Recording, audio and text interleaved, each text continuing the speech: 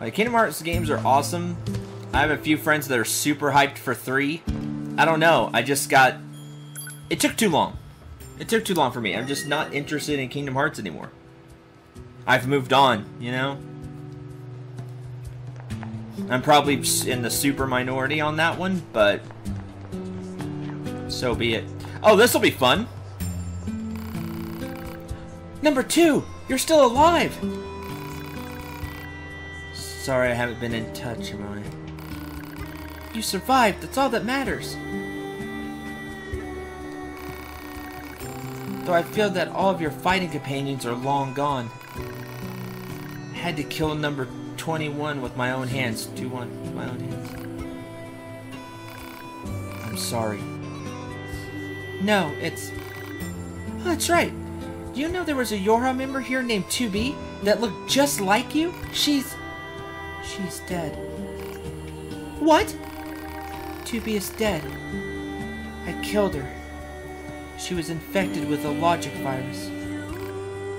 Oh. Well, please make yourself at home in our camp. I'll have someone show you around. Not necessary. Her memories are contained in this sword. As long as we have 2B's sword, we know the stuff she knew. I see. Go ahead and use her old room then. I'm in charge of the camp here. I'll make sure to tell everyone about you.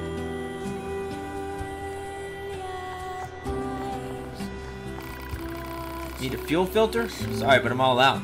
You'll have to ask Mona when the new stock's gonna arrive. I just need the shop. Last day. Hey, Mona, I got a question for you. Any chance you could spare a fuel filter? Fuel filter? Afraid our supply recently ran out. Pascal makes them for us, so you go pick one up directly if you like. I wonder, how do you get one if you killed Pascal? Does Pascal just drop one? And you're like, oh, thankfully, fuel filter. Good thing we spared Pascal, huh? Pascal? You know him? You trade with the enemy?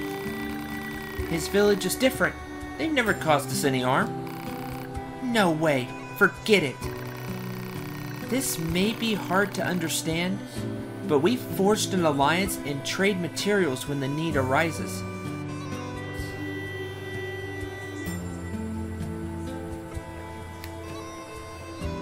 "13 verses? I never played 13 verses. I didn't even know that was a thing.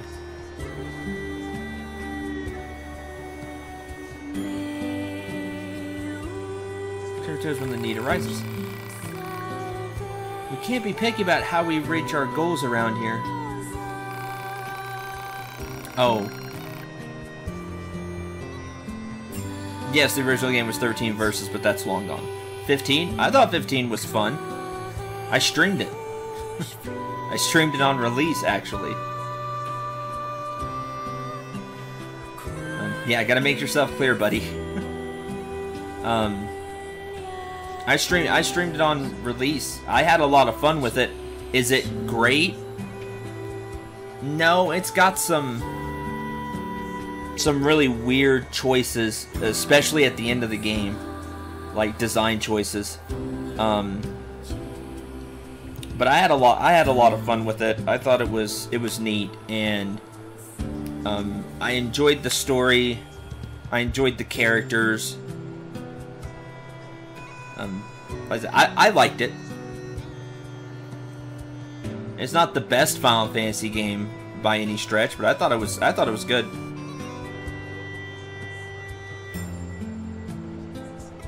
Anybody that gave it a bad review, like gave it a 3 or something, you should never listen to as a reviewer again. Because it doesn't have that many things wrong with it.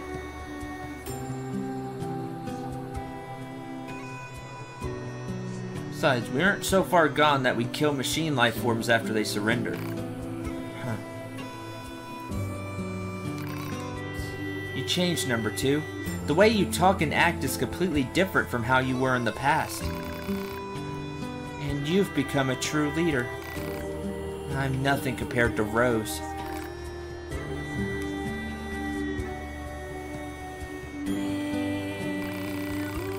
Actually, I have the records stored on that external drive.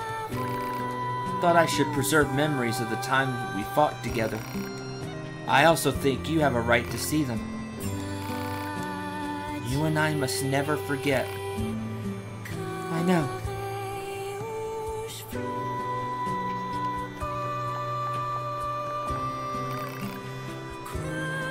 Yorha Pearl Harbor Descent, Personal Record Part 1.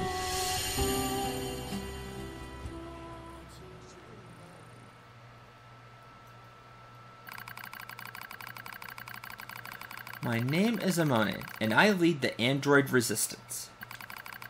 This is a record of the battles I've experienced, and my losses. I leave it here as a warning to myself. The machine life form attack lands far too close for comfort. I smell an acidic odor and know that some of my hair has been singed off. Amone, retreat for now! That's an order! That's my captain, Rose. I obey her without hesitation, running from the front as soon as I take out a few nearby enemies. Feet flying beneath me, I leap into the hastily built trench where my resistance comrades are gathered. How many battles is this now? The same sights and sounds, the same struggle of attrition. My resistance forces play the same war on repeat with no end in sight. I don't even remember why we're fighting anymore, but I must continue regardless. I must continue until one side or the other is dead. This looks bad, Shinon. What should we do? Calm down, Lily. We'll find an opening somewhere. You don't search for an opening, you make one! Della, wait! I grab Della's arm before she can flee the trench and turn to Rose. She brought us here after all. She must have a plan of some kind. That must be demoralizing. Yeah, for sure, it would be super demoralizing. But it's the doing the same thing over and over again, but seeing no results is demoralizing. I would know.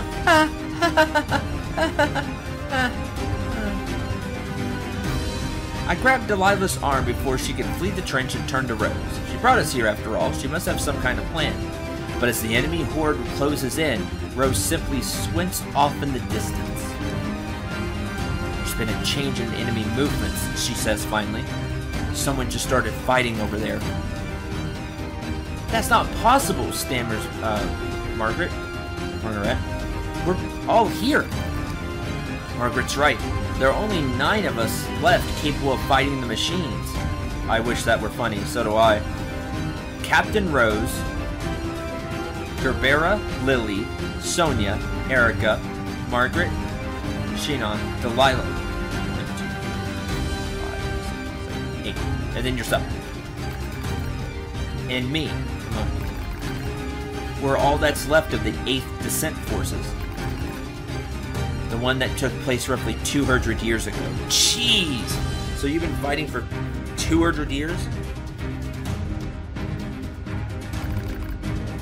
An uneasy Sonia pulls Shinon close and chews on a loose strand of hair. I don't like it, she says. What if it's some kind of machine trap? I wait for a while, heart pounding, until I hear the enemy fire lessen. Okay, I say. This looks like our chance. Let's pull back. Someone's fighting out there, Amone, cries Elia. We can't abandon them. Oh, so you want to risk all our lives for some stranger? Come on. We don't even know if this mystery fighter is on our side or not. That's not what I said. Enough, you two, barks Shinon. Captain makes the final decision on this. As Shinon speaks, all of us turn to Captain Rose. She looks us in the eyes and nods slowly before starting to speak. Cabrera, the enemy is heading toward the explosives we set up earlier, yes? Cabrera thinks for a moment. Now that you mention it, yeah, they are.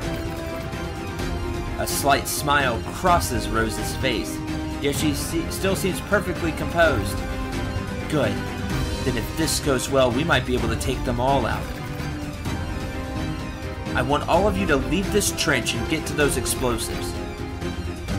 We'll let the blast take out most of them, then clean out the stragglers. Clean up the stragglers. Identifying our unknown mystery fighters can wait until we're done. No one objects to the captain's decision. The moment she issues the order, we all leap from the trench as one and re-enter the fray. When we reach the battle, we find what appears to be another set of androids dressed in strange black outfits. Before they even know what's happening, we detonate the explosives, kill the remaining machines, and turn our guns in their direction. "All right," I say to the strangers, "start talking." "Easy," says one of the mystery androids. "We're on your side. We're newer models rolled out as part of something called Project Yora." "Really?"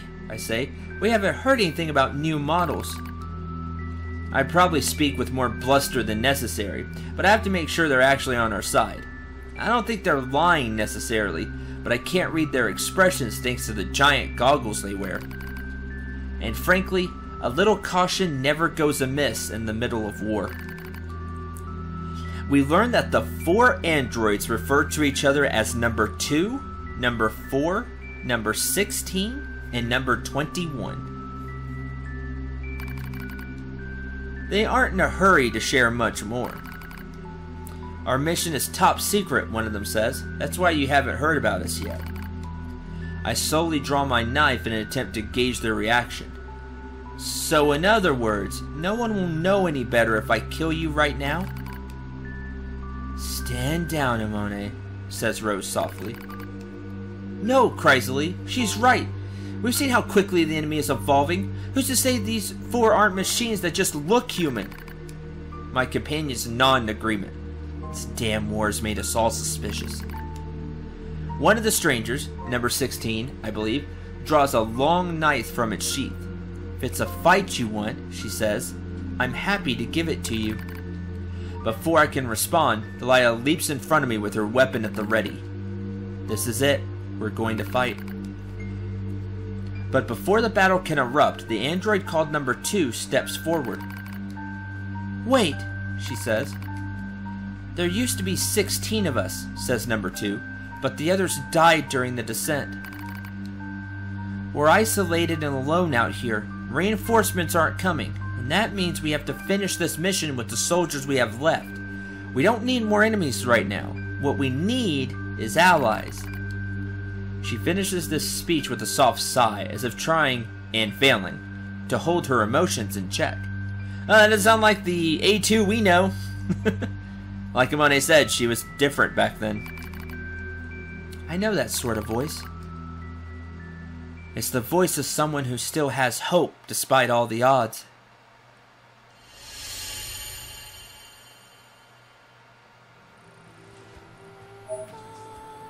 Archive obtained. Resistance Rose, Resistance Amone. Alright. I will be back in 1 minute.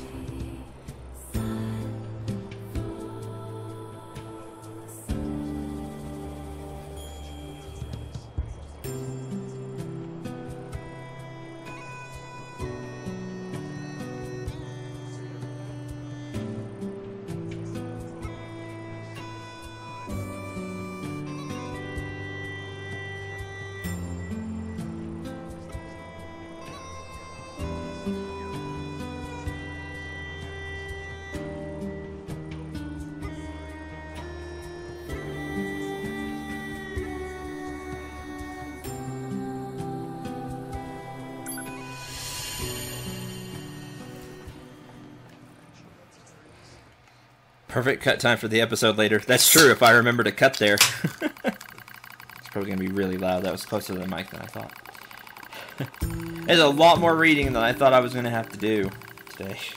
Wish this was VA'd.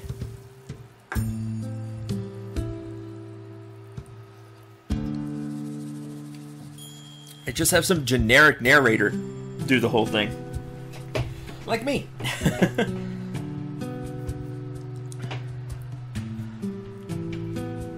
Be a lot easier just to to read instead of having to read it all. But oh well, that's what I get to do. According to the Yoha team, there's an enemy server beneath Mount Kala. If we could take it out, we might finally gain some ground on this endless war. But in order for that to happen, we need to work together. After a bit of thought, Rose decides to throw in with the newer models. It's a relationship that changes as time goes on. What are you doing, Dala? Just showing this idiot how weak she is, replies a winded Dala. Ha!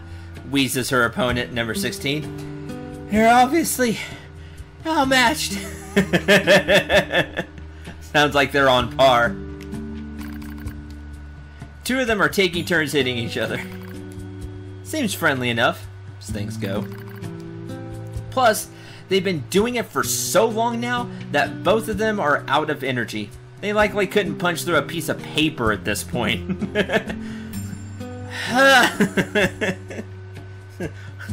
Bonk for 1 damage.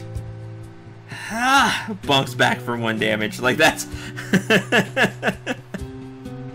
if that. Like they're doing 0 to each other, but they're still hitting each other to try to prove a point. The rest of the group stares at the combatants and tries not to grin. Della and number 16 seem to butt heads over the smallest little things. Maybe it's because they're so much alike. It's almost annoying how quickly muscleheads learn to like each other. To like one another. It's a thing. The rest of us converse as Delilah and 16 continue to, quote, spar, unquote. At this point, it's not really a sparring. We call each other by names that I gave us, explains Rose. I see, responds number 4. I thought it strange you didn't use code numbers. She nods while she speaks, as though this all makes perfect sense. Suddenly, Captain Rose breaks out into a wide grin. You know what? She says. I think we should give you all names as well. No, says number 2. It would be a waste. Rose eyes her warily. A waste? You can name me when the mission's over, she replies as a blush rises in her cheeks. I could tell her words also served as a wish for success. Alright, responds Rose. I'll think of a name for you by then. She knows this is a fleeting promise, as most such things are. But it doesn't matter. Already I can see us growing closer to the Yora team. Well, my friends are growing closer to them at least. You're all being careless, I state, much louder than I intend. Luckily, the others either didn't hear or decided to ignore it. Don't get me wrong, I'm not about to go against the captain's judgment. That doesn't mean I'm ready to just lie down and trust our new friends. Ours is a solitary existence that has long since been abandoned by the moon. No matter how they cried, mourned, or struggled, the voices of our departed comrades went unanswered. How can you trust an entire squad of new models that you just met? What's wrong, Amone? I hear Lily calling to me. She's likely concerned about me being apart from the rest of the group. Nothing, I begin. Before I can complete my thought, Lily suddenly opens her mouth and emits a terrible scream. Lily's scream echoes through the entire camp. It's heartbreaking. It's agony. It's horrible. She's infected, screams Rose. Lily's infected! We all draw weapons out of instinct as much as anything else, pointing them at her comrade as she continues to scream and scream and scream. We all know what's happening. We've seen it before. It's a logic virus, a machine weapon that hijacks android systems and overwrites their data. And since there's no known cure, it's also a death sentence. I need to show her mercy. I need to set her free. My finger rests on the trigger, yet I hesitate. Before I make that final fateful decision, I hear a voice rise up from somewhere behind me. Stop! You can't do this! You can't just let your friend die! It It's number 2-1. The girl I thought to be cool and composed beyond all measure was now pleading with me to spare Lily's life. What do I do? The hell do I do? Lily said you were like a family to her. You can't abandon family, not before you exhaust every possibility. What can you do then? I'll use my power to erase the virus. It's impossible. Rose spat out what we were all thinking, but before we can act, Lily starts to send nearby comrades flying with impossible strength. I've seen infected androids before. I know how much damage they can do once the virus turns off their limiters. They'll fight and fight until they're utterly destroyed. Dala and number 16 rush into the fray, trying to suppress their former friend, but she swats them away like flies. How many of us have been infected now? How many friends have I been forced to put down? The heart I'm not supposed to have aches with the thought. It aches as I remember all the identification numbers that have been retired. When did I start giving them names? When did I decide I simply couldn't endure it any longer? Initiating reprogramming sequence. That voice. Number 21? She's screaming about something about reprogramming? I don't know what to do. I'm lost. As my vision slowly clears, I see number 21 inputting commands into her terminal, while number 2 and number 4 hold her down. They hold her as she writhes, and Rose stares at me with surprise. Oh no. I'm holding Lily too.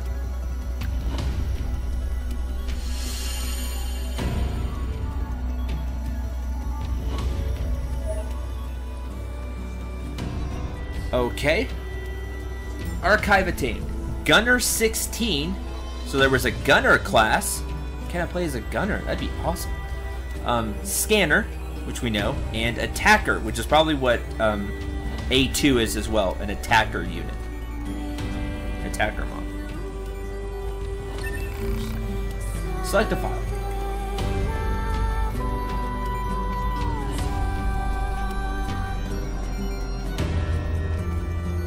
Welcome back.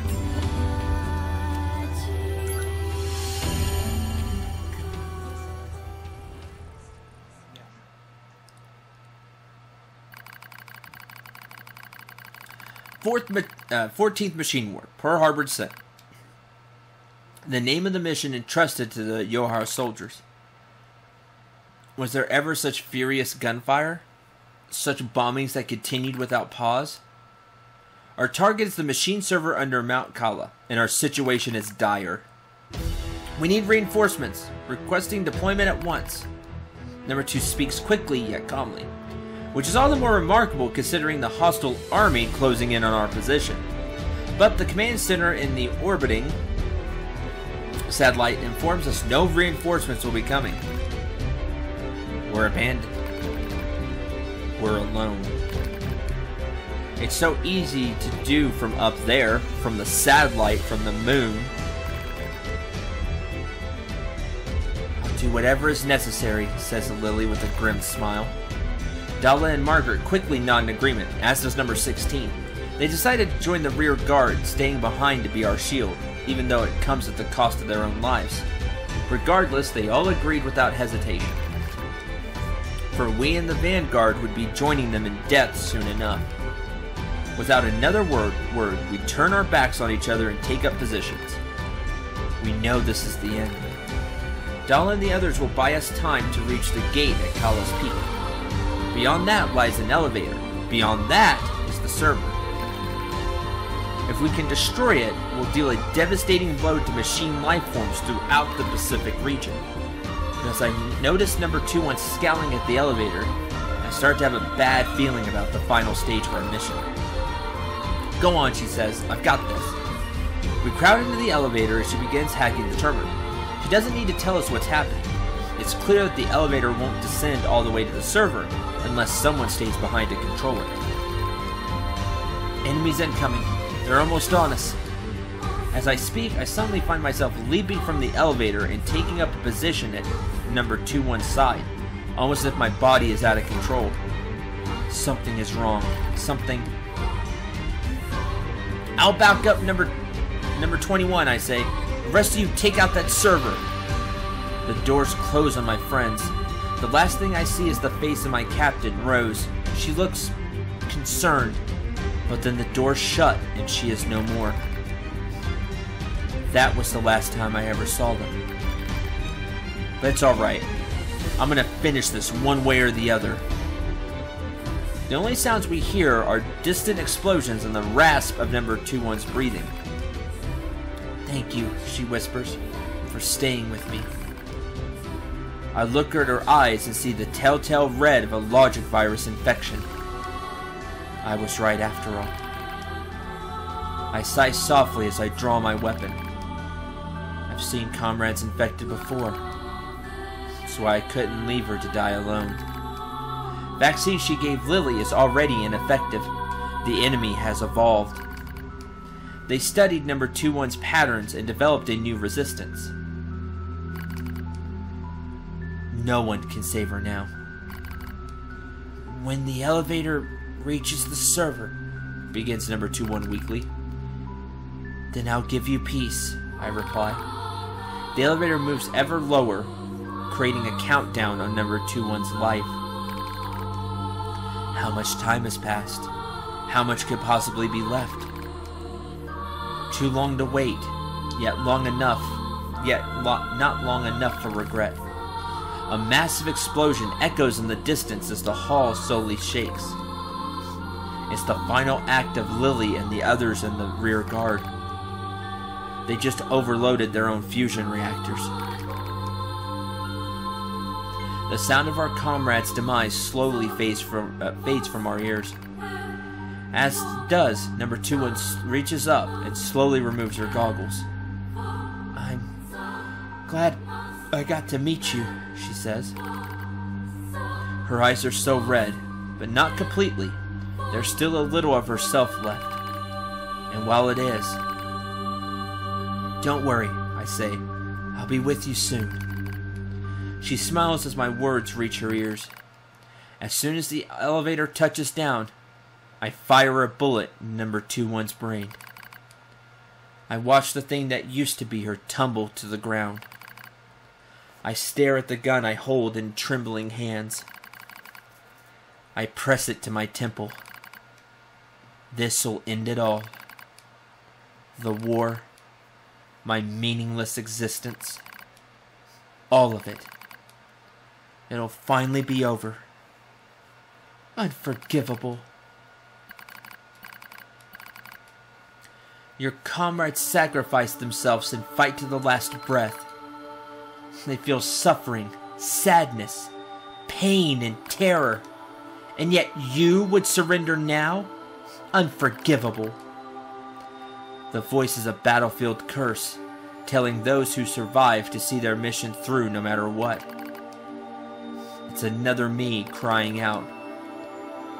I scream at the top of my lungs and race down the hall. I'll show you. If you're gonna push me, I'll show you. You'll only be satisfied if it ends with more killing. I leap into the fray with weapons in both hands. Here I am. Here I am! Kill me! As I scream, an explosion suddenly rises up and sweeps everything away. A soft wind touches my cheek. I smell fire. Smell ash. The explosion in the server room was powerful enough to take out Mount Kalala itself, reducing the once proud summit to a smoking crater. The machines immediately dropped to the ground and stopped moving. I look out over the scorched earth. Lily? 16? Rose? 2? Are any of you... I'm the only one left. The only one. I was alive because I'd been afraid to die. Begin to giggle. It's a mad thing. Crazed, even to my own ears. I'll join you soon. You promised to join her soon. How could I have said such vain, laughable words? Such lies. I laugh. I stand in the smoke and the flame and laugh until I think my very throat will tear itself in two. I blink. Daylight drifts through the smoke. I've been standing here all night. My laughter finally depleted. I force myself to my feet. I'm the coward who stayed behind. The coward who lived. Now it's my job to carry on the will of those who fought at my side. Since I can't kill myself, I have to fight until someone does it for me. I'll endure every hardship. I'll kill every machine I find. This is my cross to bear. I walk slowly into the west, dragging my broken body along.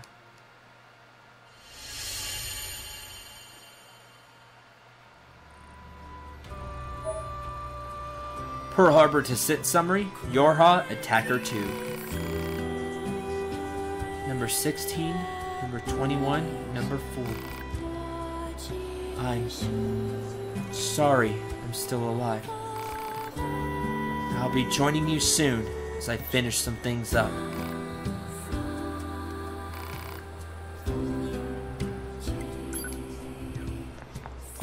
And that is the Pearl Harbor descent that we've heard about before. But there we get the whole thing.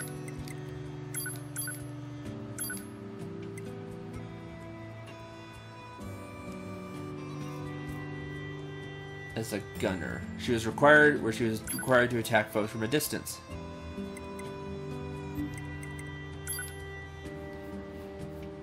A unit from the experimental Yorha squadron that was utilized during the 14th Machine War. She specialized in close quarters combat and was programmed to have a neutral personality. Attacker number 2 took command of the squadron after the death of its original captain, number 1. Despite issuing many questionable commands during her initial time in a leadership role, she eventually formed a working relationship with the Resistance and succeeded in destroying the enemy server located on Mount Kala. While the experimental Yorha Unit number 2 possessed great growth and adaptable abilities, she also deserted her post following the destruction of the server, and as of this moment has yet to be apprehended. R&D Group is currently conducting further research to determine whether or not there were issues with this model's personality settings. The missing experimental unit, now designated A2, will be handled by the Type E division.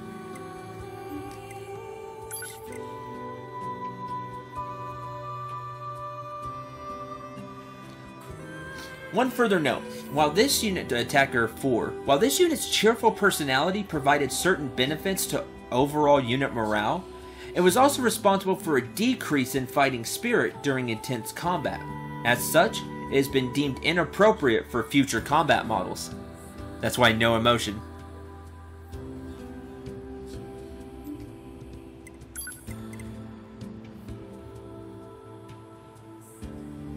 Number 21's initial success against the virus has been determined to be valuable information regarding how to construct barriers against machine lifeforms, and should be included in the basic systems of all subsequent Yorha section squadron members.